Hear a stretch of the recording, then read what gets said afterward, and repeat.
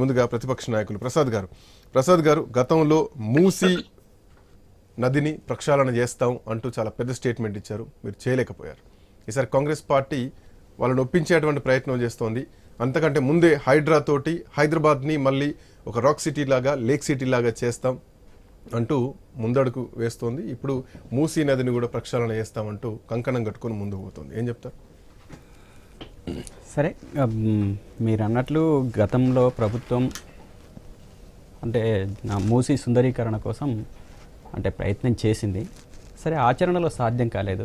ఆ ఆచరణలో సాధ్యం కాకపోవడానికి కూడా అనేక ఆటంకాలు మనకు ప్రాక్టీస్లో, ఆచరణలో కనపడుతున్న అంశం మనకు కనపడతా ఉంది.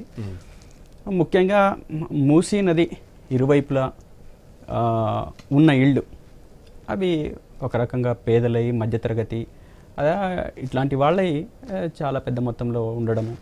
అదేవిధంగా ఇంతకుముందు చాలా మంచి తేట తెల్లంగా మారుస్తామని చెప్పేసి మాట్లాడిన అంటే ప్రాక్టీస్లో సాధ్యం కాని అంశం కేవలం ఒకే ఒకటి, వాళ్లకు పేదలకు, బడుగు బలహీన వర్గాలకు ఇబ్బందులు ప్రాక్టీస్లో వస్తాయనేది. ఇప్పుడు కూడా ఇబ్బందులు వస్తాయని చెప్పేసి రేవంత్ రెడ్డి అధికారులను ఇంటింటికి పంపుతున్నారు. వాళ్ళకి మేము డబుల్ బెడ్రూమ్లు ఇస్తాం, వాళ్ళందరి లిస్టు ముందే తీసుకుంటాం, డైరెక్ట్గా వెళ్ళి అటాక్ చేయం, ముందు వాళ్ళను వాళ్ళ ఏదైతే ఇల్లు కేటాయిస్తామో ఆ ఇంట్లోకి చేర్చిన తర్వాతనే మేము వాటిని కూలగొడతాం అంటున్నారు. గత ప్రభుత్వం కూడా కూలగొడతాం, అక్రమ కట్టాలని చెప్పి చాలా మాట్లాడారు, బట్ ఆచరణలో చేయలేకపోయారు.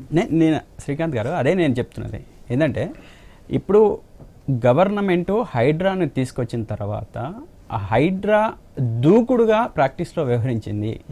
ఆ దూకుడు ఎంతవరకు దూకుడుగా వెళ్ళిందని అంటే, నోటీసులు ఇవ్వకుండా దూకుడుగా వెళ్ళింది.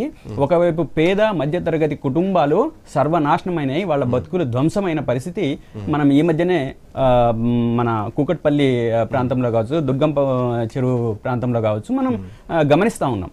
అంటే వీటన్నిటిని మేము ముందుగానే చెప్పాం, మీరు ఏదైనా సరే బాధితులకు నోటీసులు ఇవ్వడము, లేదా వాళ్ళకి మరొక స్థలాన్ని కేటాయించడము, కేటాయించిన తర్వాత మీరు ప్రాక్టీస్లోకి వెళ్ళడం అనేది బాగుంటుంది. కానీ మీరు అట్లా కాకుండా ఆల్ ఆఫ్ సడన్గా వాళ్ళ ఇళ్ల మీదకి వెళ్ళడం అనేది అది వాళ్ళ బతుకుల్ని ఛిద్రం చేయడం లాంటిదే, వాళ్ళ బతుకుల్ని నాశనం చేయడం లాంటిదే.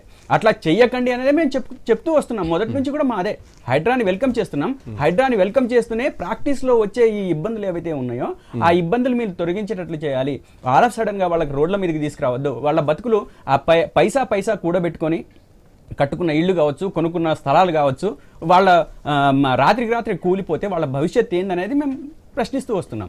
అదే ఈరోజు ఆ ప్రశ్నకు ఈరోజు ముఖ్యమంత్రి గారు అంటే స్వీకరించినట్టున్నారు. కాబట్టే మేము ఖచ్చితంగా వాళ్ళకి ఆల్టర్నేట్ చూపిస్తామని చెప్పేసి అంటున్నారు. ఆల్టర్నేట్ చూపిస్తామని చెప్పేసి మాటలు అనడమే కాదు, ఖచ్చితంగా వాళ్ళకు ఇళ్లలోకి చేరించిన తర్వాత ఏదైతే చెప్పింది, మీరు ప్రతిపక్షానికి టైం ఇవ్వకుండా గవర్నమెంట్ ముందే చెప్తోంది, మేము వీళ్ళందరికీ పునరావాస కేంద్రమా లేదంటే వీళ్ళకి సొంత నివాసం ఏర్పాటు చేసిన తర్వాత మేము ఇళ్ల మీదకి పోతాం, ఇల్లు గులగొడతాం అని చెప్తున్నారు. బట్ మీరు ఒక అడుగు ముందుకేసి ఒక హైడ్రామాలు ఆడుతున్నారు, పాకిస్తాన్ కంపెనీలకు మీరు ప్రాజెక్టులు కట్టబడుతున్నారు అని చెప్పేసి మీరు మాట్లాడుతున్నారు. సో ఏం విద్వేషాలు ఏం రెచ్చగొడుతున్నారు? నేను విద్వేషాలు రెచ్చగొట్టడం కాదు, ఇక్కడ వాస్తవాలు లేకుండా, లేకపోతే ఏదన్నా ఒక ఆధారం లేకుండా నాయకత్వం మాట్లాడే అవకాశం అయితే ఉండదు. ఇంకా దానికి సంబంధించిన అంశాలు ఇంకా పూర్తి బయటకు రావాల్సిన అంశాలు కూడా ఉన్నాయి. ఎందుకనంటే ఇక్కడ అనుమానాలకు తావిస్తున్నది ఎవరు? ప్రభుత్వం అనుమానాలకు తావిస్తుంది, మేము ఇవ్వట్లేదు. ఎందుకనంటే ఒకవైపేమో పేదల ఇళ్లను నిర్ద్వందంగా కూలగొట్టేస్తారు, వాళ్ళ బతుకుల్ని ఛిద్రం చేస్తారు. కానీ అదే వాళ్ళ సోదరుడు అయిన తిరుపతి రెడ్డి గారికి మాత్రం నోటీసులు ఇచ్చి ఊరుకుంటారు. ఇది ఎట్లా కరెక్ట్ అని చెప్పేసి మేము మాట్లాడుతున్నాం, మేము అడుగుతున్నాం, దీంట్లో తప్పేంది? అదేవిధంగా మీరు నిజంగా తిరుపతి రెడ్డి గారిది లేదా పొంగులేటి శ్రీనివాస్ రెడ్డిది లేకపోతే పట్నం మహేందర్ రెడ్డిది మీరు కనుక చేసి ఉంటే, ప్రాక్టీస్లో మీరు చేసి ఉంటే మేము ఖచ్చితంగా అరే ఇది ఒక పక్షపాత ధోరణిలో సీరియస్ తీసుకున్నట్టు కనిపించినా కానీ ఆ తర్వాత మళ్ళీ తిరుపతి రెడ్డి విషయానికి వచ్చరికి ఆ సీరియస్నెస్ పోయింది. హైదరాబాద్ అన్నది మీరు చేస్తున్నారు, ఖచ్చితంగా అది పోయింది కదా, ప్రాక్టీస్ లో కనబడతా ఉంది కదా. ఎటువంటి నోటీసులు లేకుండా నాగార్జున ఎన్ కన్వెన్షన్ ని కూల్చడం ఒక వరకు తప్పు. దీని వరకు అంటే ప్రతిపక్షాల వర్షన లేదంటే మీడియా వార్తాపత్రికల్లో వస్తున్నటువంటి వార్తల నేపథ్యం, సోషల్ మీడియాలో వస్తున్నటువంటి వార్తల నేపథ్యం, కానీ నిన్న ఒక స్టేట్మెంట్ మాత్రం రావడం జరిగింది, పేదలు ఎవరైతే ఉన్నారో వాళ్ళందరికీ మేము ఇల్లు కేటాయిస్తామని చెప్పేసి కూడా ప్రభుత్వం నుంచి ఒక స్టేట్మెంట్ రావడం జరిగింది. శ్రీకాంత్ గారు నిన్న ఉదయమే కేటీఆర్ గారు షేర్లింగంపల్లి మీటింగ్ లో ఆయన డిమాండ్ చేశారు, మీరు ఒకవేళ ఖచ్చితంగా కూల్చదలుచుకుంటే పేదల బతుకుని వాళ్ళ జీవితాలని మీరు ఆధారం చేసుకోవాలి, ఖచ్చితంగా వాళ్ళకి ప్రత్యామ్నాయం చూపించిన తర్వాతనే మీరు బుల్డోజర్లను ఇంకొకటి తీసుకెళ్ళడం తప్పితే చెప్తే అప్పటిదాకా తీసుకెళ్ళడానికి వీల్లేదు, ఒకవేళ వెళ్తే ఖచ్చితంగా మేము ప్రజల వైపు నిలబడదామని చెప్పేసి అన్నారు. ఇది మధ్యాహ్నం వచ్చిన స్టేట్మెంట్. ఆ తర్వాత ఆ మీటింగ్ తర్వాత మధ్యాహ్నం తర్వాత రేవంత్ రెడ్డి గారు తీసుకున్న నిర్ణయం. సరే తీసుకున్నారు, సరే ప్రతిపక్షానికి ఒక పెద్ద కార్యక్రమం చేస్తున్నప్పుడు ఇట్లాంటివి వస్తా ఉంటాయి. ఆటంకాలు ప్రభుత్వం తప్పనిసరిగా దృష్టికి వస్తాయి. వెళ్ళినప్పుడు ప్రభుత్వం కూడా వాటికి పాజిటివ్ గా రెస్పాండ్ అవుతుంది, కొంత ఆశ్రయం కల్పిస్తూ ఉంటుంది. మేము సో ఒక పెద్ద ప్రాజెక్ట్ దాన్ని స్వాగతిస్తున్నాం శ్రీకాంత్ గారు. నేను ఏమంటున్నానంటే దాన్ని ఖచ్చితంగా మేము ఆచరణలో స్వాగతిస్తున్నాం, మంచి వైపుకే వెళ్ళాలని చెప్పేసి ఆశిస్తున్నాం. అది చెడు వైపుకు దారి మూసీ విషయంలో మీరు ఫెయిల్ అయ్యారు, they are going to be success, ఒప్పుకుంటున్నారా?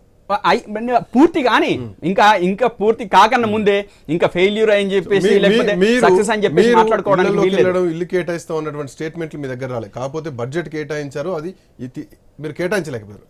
Budget లో కేటాయించి దాన్ని అఫీషియల్ గా మాత్రం కేటాయించలేకపోయారు. లేదండి, ఆ విషయాలు మాట్లాడుకునే సందర్భం వస్తే మాట్లాడుకుందాం. కానీ ఇప్పుడు ప్రెసెంట్ గా జరుగుతున్న అంశాలని మనం లెక్కలోకి తీసుకోవాలి. ఎందుకంటే బతుకులు రోడ్ల మీద ఉన్నాయండి. చిన్న చిన్న పిల్లలు వాళ్ళ పుస్తకాలు తీసుకోవడానికి కూడా సమయం ఇవ్వకుండా ధ్వంసం చేసిన చరిత్ర కాంగ్రెస్ పార్టీది. మేము నిర్మించిన చరిత్ర మాది, ధ్వంసం చేస్తున్న చరిత్ర వాళ్ళది. అది చేస్తున్నారా, పునర్నిర్మాణం చేస్తున్నారా, ఎంతమంది బలవుతారు, ఎంతమందికి ఆశ్రయం కల్పిస్తారు, అదే మాట్లాడుతున్నారు. దృష్టిలో కూడా మెప్పించుకోవాల్సినటువంటి అవసరం. అదే మాట్లాడుతున్నారు. ఒక చిన్న బ్రేక్ తీసుకుందాం. బ్రేక్ తర్వాత